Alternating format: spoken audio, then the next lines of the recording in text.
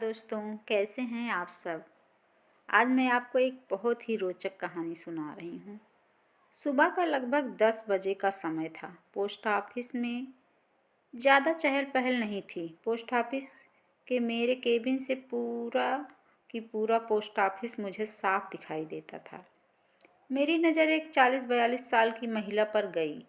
दिखने में सीधी सादी, मेकअप रहित, प्रभावशाली व्यक्तित्व वाली, पहनावे से मध्यम वर्गीय लग रही थी।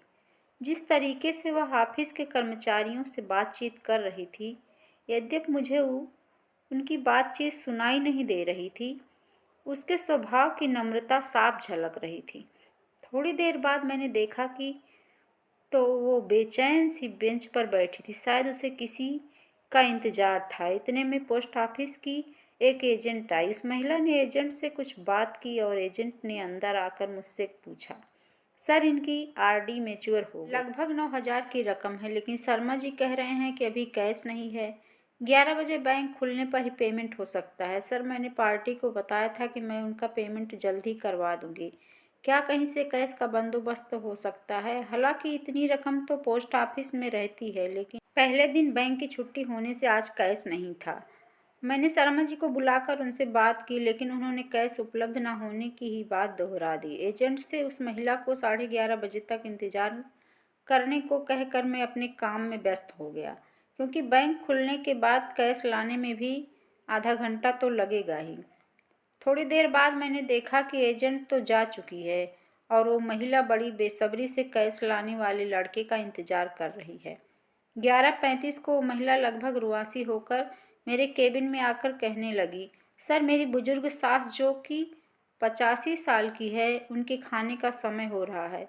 मुझे उन्हें समय पर खाना खिलाना है। कैश आने में और कितना समय लगेगा? अब लड़का आता ही होगा। उसे देखकर सहज ही अनुमान लगाया जा सकता था कि उसके लिए एक एक मिनट कितना महत्वपूर्ण है। मैंने किसी बहू को सास को वक्त पर खाना खिलाने के लिए इतना व्यग्र होते पहली बार देखा था। मेरा काम करने में मन ही नहीं लग रहा था। पूरा ध्यान उस महिला पर केंद्रित था। उसकी बेचैनी मुझसे देखी नहीं जा रही थी। सच बताऊं, यदि उस वक्त मेरे पास पैसे होते तो मैं खुद उसे अपने पैसे देकर वक्त पर रवाना कर देता।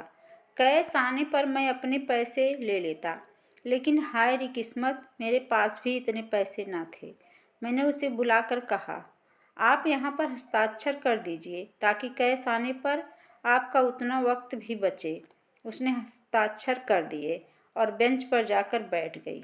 11:45 हो गई, लेकिन लड़का नहीं आया। अब उसका धैर्य जवाब देने लगा। वो मेरे पास आकर कहने लगी, सर, मैं अब और इंतज़ार नहीं कर सकती। मेरा घर भी दूर है, खाना बनाने में भी वक्त लगेगा। मैं कल आकर कैश ले जाऊंगी। देखिए, आपने फार्म पर हस्ताक्षर कर दिया है। इसका मतलब है कि आपको कैश मिल गई है, अतः कैश तो आपको अभी ही ले जानी होगी। अब वो कुछ ज़्यादा ही परेशान हो गई। 11:55 को वो मेरे पास आई। माफ़ कीजिएगा, मैं और इंतज़ार नहीं कर सकती। मैं जा रही हूँ। मुझे मेरी सास को वक्त पर खाना खिलाना है, चाहे उसके लिए मेरा इतने रुपयों का नुकसान ही क्यों न हो जाए। और वो सचमुच में चली गई। मैं और मेरा पूरा स्टाफ भौचक्का होकर उसे जाते हुए देखता रह गया। मेरी पोस्ट मास्टर की नौकरी में यह पहला केस था जिसमें ग्राहक को पैसे से ज़्यादा अपनी सास को खाना खिलाने की पड़ी थी। एक मध्यम वर्गीय बहू जिसके लिए 9,000 रुपये बहुत मायने रखते हैं। पूरे 12 महीने थोड़े थोड़े पैसे जमा कर कर उसने यह राशि जुटाई थी। इतनी सहजता से पैसे छोड़कर कैसे जा सकती है? हम सभी को यह बात हजम ही नहीं हो रही थी।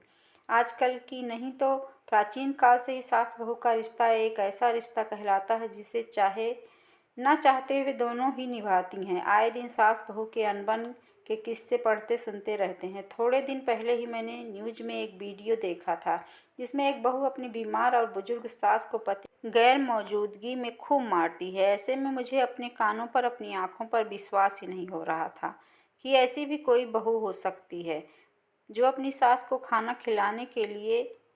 मैं यह सब सोच ही रहा था कि उतने में वह महिला और कैश लाने वाला लड़का दोनों ने एक साथ प्रवेश किया। हुआ है कि जैसे ही वह महिला बाहर गई, वैसे ही उसे लड़का आते हुए दिख गया।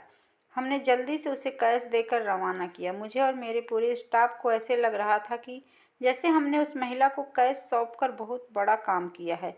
अभी भी जब भी वो घटना याद आती है तब आंखों देखी घटना होने के बावजूद भी विश्वास कर पाना कठिन होता है कि क्या ऐसी भी कोई बहू हो सकती है। क्यों दोस्तों, कैसी लगी ये कहानी? अगर पसंद आई है तो प्लीज़ लाइक एंड शेयर करें, बेल आइकन को ज़रूर दबाएं और हमारे चैनल को सब्सक्राइब करें।